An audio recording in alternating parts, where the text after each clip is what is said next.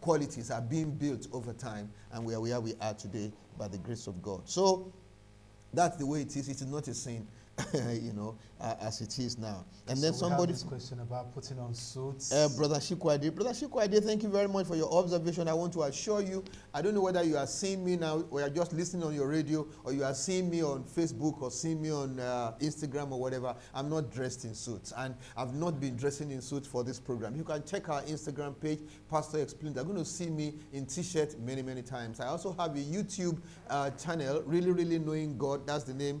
Just write it down, Really, Really Knowing God. Type into it and find out. You see me in t-shirts and other forms of tops. And I am a pastor. It hasn't changed who I am. It hasn't changed what God has placed in my life to use to bless people. In actual fact, somebody actually called me and told me, you are a pastor. Stop wearing t-shirts. And I was like, this is very, very interesting. Jesus never had a special dress on. If he had a special dress on, they would not need a Judas to identify him. He dressed just like all the other people dressed. And that's the thing. So there's no rule that says pastors must wear suits. If you belong to an organization where their interpretation of dressing, of formal dressing, is putting on suit, then so be it. That's your organization.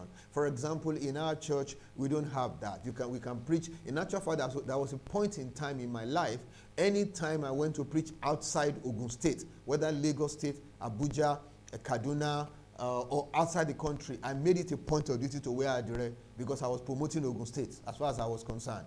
And nobody ever said that I wasn't a pastor because I was wearing adire. And that was what I used everywhere those years. For about 8-10 years, that's what I was doing. Okay? So the problem is not everybody who is a pastor must wear a suit. If you belong to an organization where that is their standard, then you are going to have to observe what they do there until it changes. Okay, so in our own organization, I don't have any problem like that. In actual fact, at times I will put on